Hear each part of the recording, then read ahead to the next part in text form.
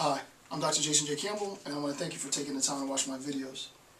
In this video installment, I'm continuing the discussion on semiotics, and in the last video series, I went through and we talked about the idea of meaning in semiotics. And briefly, just to recap it, the idea is that when we're talking about meaning in semiotics, we recognize from Locke that there has to be some relationship. We haven't explained what that thing is yet. We will soon. Not in this series, in the next series we'll explain it, but there has to be, via Locke, some relationship between the actual word that I say, and the word that Saussure uses is nu, the French word for nude, and you. The word that I say, and that word becomes the object, right? The object of my analysis as a linguist.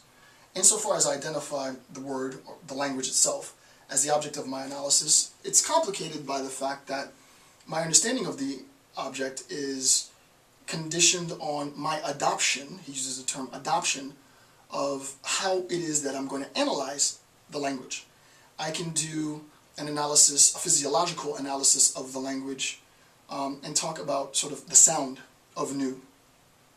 I can do a conceptual analysis of the object nu and talk about the idea of nudity and so on. Feminist take would be pretty interesting on that level, right? Objectification, blah, blah, blah. I don't want to jump ahead too much, but just, now you've been watching the videos for a little bit, so I'm going to get a little deeper in this lecture. Or I can do sort of an etymological analysis and talk about sort of the formation of the term, the word, as a consequence of the familial relationship from, I don't know, the Latin or the Greek, wherever the word initially originated. So, with that being said, I'm going to begin the analysis. This particular section is section 1.3, and I'll begin the first bit in section 1.3 I actually did in the last series in section 1.2. In this I'm going to begin with analysis of meaning. So where you see section 1.3, if you're following along in the notes, it'll begin with analysis of meaning. So this is an intro to semiotics.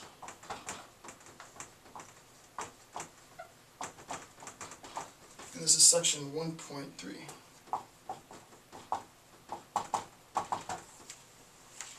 Alright, and we're doing an analysis of meaning. We're doing an analysis of meaning.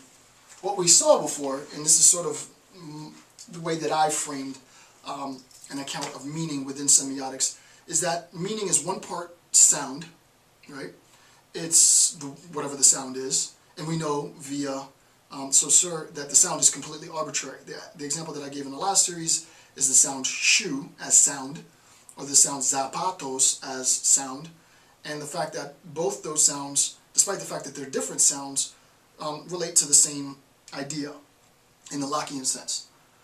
We'll complicate this later, but again, I'm giving you sort of the very, very, very basic structures of semiotics, so that when we really get deep, I'll be talking jargon and you'll get it. So what we recognize that it's not just the sound though, right? Because the individual, via Locke, the neo-grammarians, Wittgenstein, Saussure himself, we recognize that the individual doesn't create language or the use of language within the community, parole. The individual doesn't do that. It's embedded within the community. So it's not just the sound, but it's the use of the sound historically within that community. That adds to our understanding of meaning.